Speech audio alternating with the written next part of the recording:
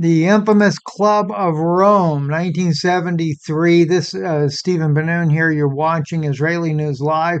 This video will air in its entirety on Patreon. And as you can tell from that brief little clip at the beginning there, we're still having some technical issues there that we've just not been able to resolve.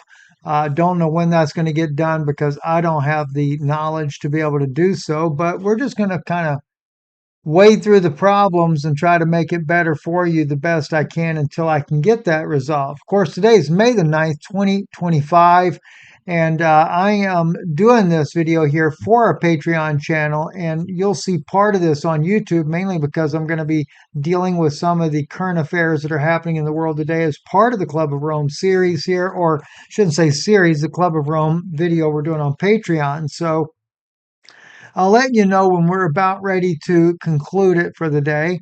And you can catch the rest of it over on our Patreon channel. But first off, let me just say this to you. This is truly a, um, a very interesting situation that we have here. Going back even before 1973, going back in the early or late 60s, there were two men that actually began the Club of Rome. They assembled 70 thinkers to be able to try to figure out which direction the world was going into.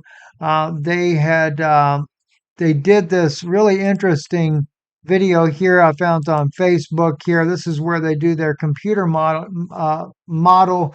And only imagine computers back in the 70s, last century there.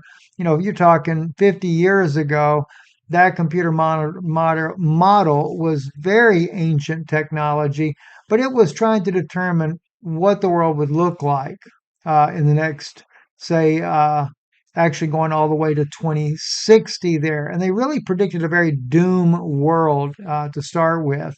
They came up with this idea of 10 regions. And I believe that these 10 regions and this whole ideology has been hijacked by a number of sources. And I've done quite a few notes on this as well, but I'll try to share some of those notes on the screen with you.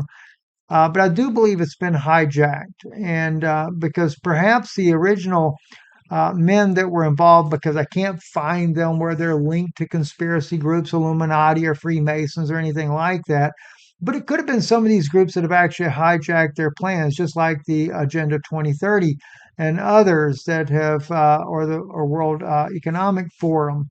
There's different organizations there that may have been working to try to move this in line with this ideology that they have to start with. Let me play this little clip here for you, though, from their original computer simulation of what's happening in the world.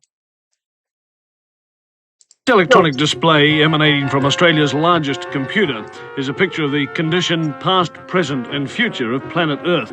It was developed under the auspices of the Club of Rome by an MIT research team to present a complex model of the world and what we humans are doing to it. It's like an electronic guided tour of our global behaviour since 1900 and where that behaviour will lead us. Well, this is the printed version of what we've just seen on the television screen. And what looks at first to be just a maze of computer characteristics is really a system of very simple graphs which project what's going to happen to the planet over the next 150 years if we don't do something drastic to stop it. P represents population. So here it is at 1900, and then it comes up to 1940, it starts to take off. Here we are at 1980, up to the turn of the century, and then it starts to peter off.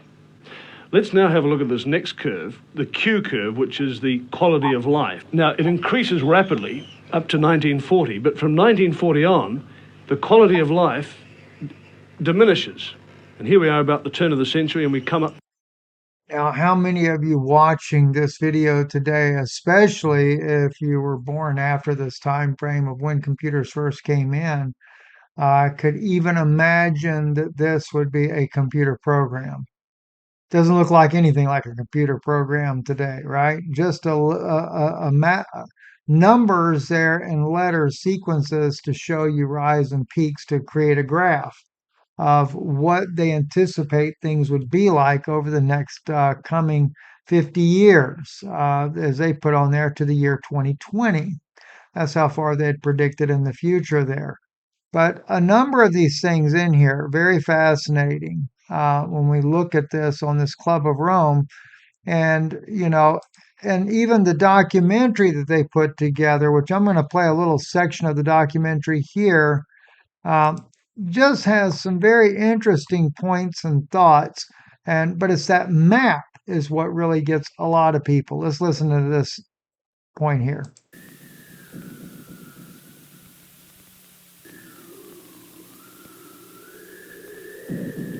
We're not talking so much about certainties as about risks which no modern society really should be willing to bear.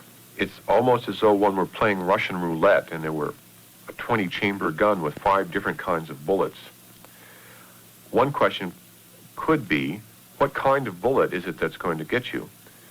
It seems to me a more appropriate question is, do we even want to play Russian roulette? Is there an alternative to Russian roulette? Is it possible to produce a stable world? Were there policies which would create equilibrium, a balanced world? They found that if you controlled everything, including industrial production, no crisis emerged. But this assumes that we will stop getting richer. Population was stabilized by effective birth control from 1975. Food production is stabilized using modern techniques at a high level. The key factor, industrial growth, was leveled off in 1975 too, enabling pollution, also carefully controlled, to be kept within bounds. Resources carefully used are falling gradually. When these are implemented in 1970, we see that the world system is capable of moving into an equilibrium society, a stable state system, which can be sustained as long as we analyze it through the computer. What is being suggested is that the only way to ensure the future for our grandchildren is to stop getting richer. Only then will there be the resources and the unpolluted world that they will need to survive. The classic assumption that economic growth was what society had to do is being proven wrong. It is obvious that our instabilities are caused by this endless attempt to increase output, call it just output. Now, it's basically, it comes down to what a lot of people go back and they like to put this, I believe it's on, let me just find it. Here we go, right here. They like to put it on this guy right here. What is it? Schwab here, for saying you will own nothing and you will be happy. But the fact is, he's not really the real guy that actually started that statement in the first place. Let's see here. I do have it somewhere in here, and I don't remember exactly where I put it at now. But it actually got started even before that guy there actually stated it. But he kind of became notorious for it. Individuals, predominantly in the banking, finance, and business sector, in alliance with government leadership. Powerful individuals, predominantly in the banking, finance, and business sector, in alliance with government leadership, are proposing. They don't have it on there, but I remembered him making that statement there.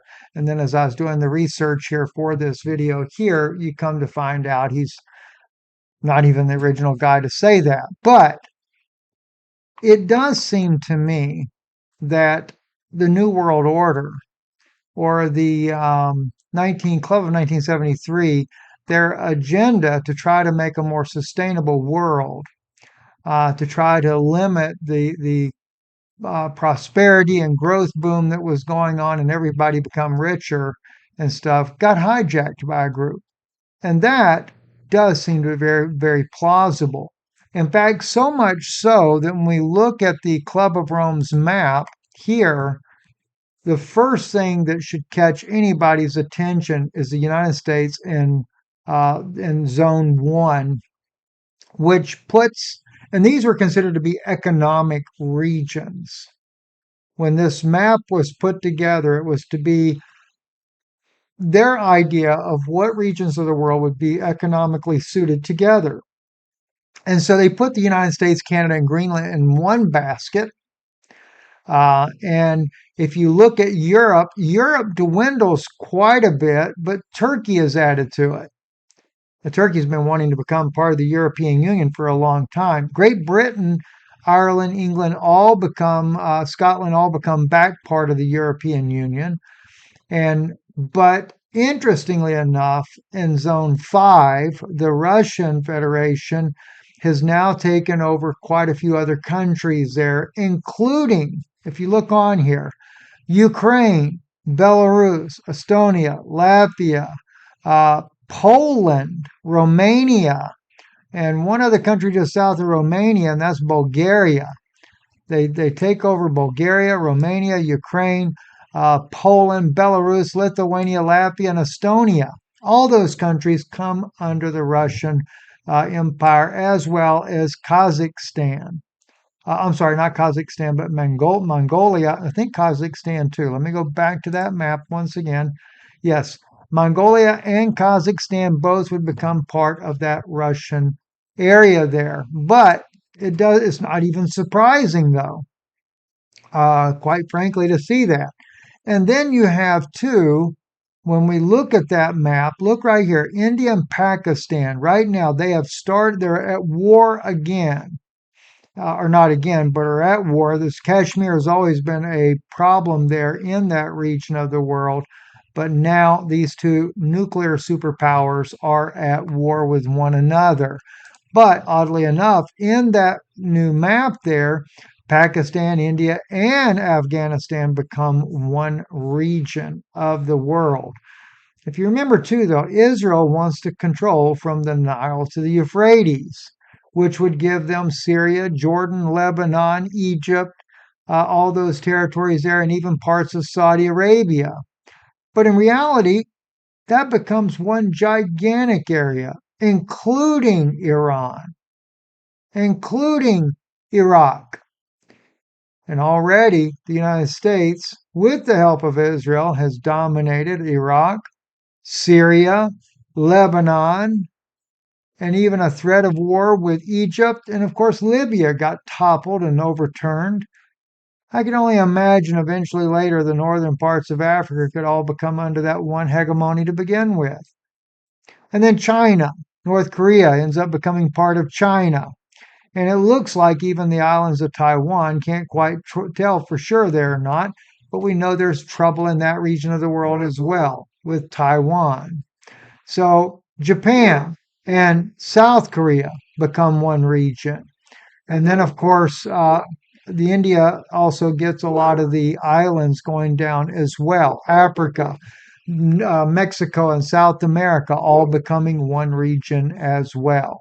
So this is where I'm going to leave off with you guys now here on Israeli News Live, and you can watch both parts on our Patreon channel. We're going to get a little bit deeper into this now, and I thank you for listening and thank you for your patience, and I apologize for my dog going nuts in the background, but we will catch up with you later. God bless you. Thank you for your support, and thank you for your support of Patreon as well.